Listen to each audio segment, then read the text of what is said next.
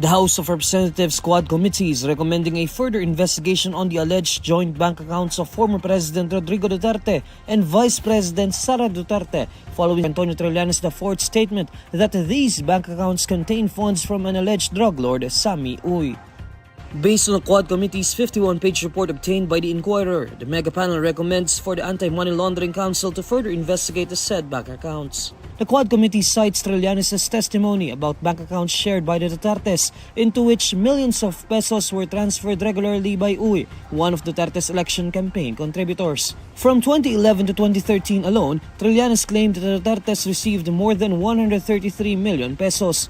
14.88 million pesos was transferred to Vice President Duterte's account, 15.65 million pesos to the former president, 41.2 million pesos to Davao City Mayor Sebastian Duterte, and 42.6 million pesos to Shelito Honilet Avancenia.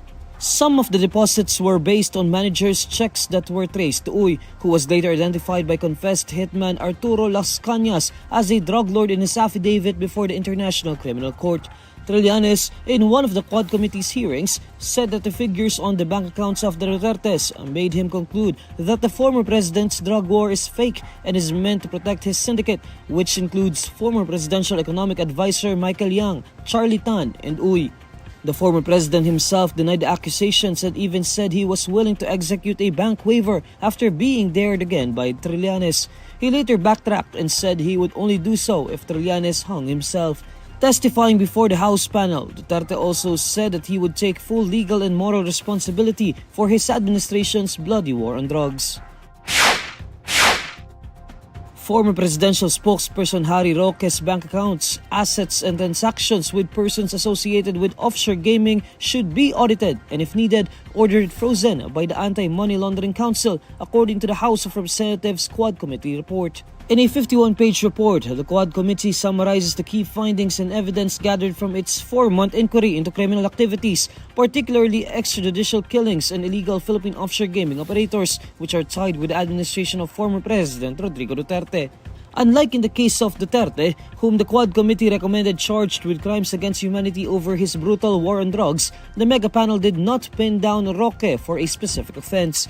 But the report states that a criminal investigation should be commenced to inquire into the extent of Roque's involvement in the operation of Lucky South 99 and Whirlwind Corporation, among others. Based on the report, the Anti-Money Laundering Council should initiate an investigation on the acquisition of Roque's assets. It says that a freeze order over the assets owned by Roque should be applied.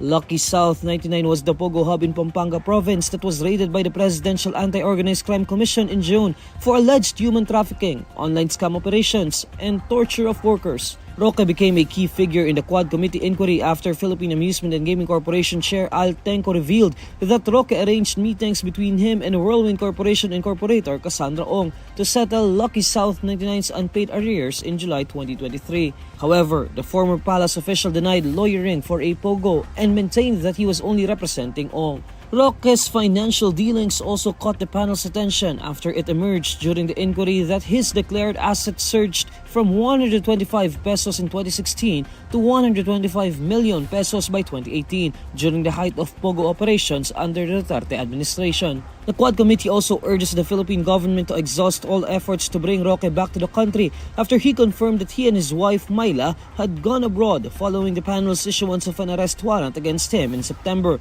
The warrant was issued after the panel cited Roque in contempt for refusing to attend the hearings and submit the documents being sought in the investigation. Rainy Christmas Day will prevail in Luzon due to the shear line and northeast monsoon or amihan, according to State Weather Bureau Pag-asa. Based on its latest weather forecast on Wednesday, December 25, the shear line will dump rains in southern Luzon, while most parts of Luzon will experience rain due to the northeast monsoon. The shear line is caused by the convergence of warm and cold winds.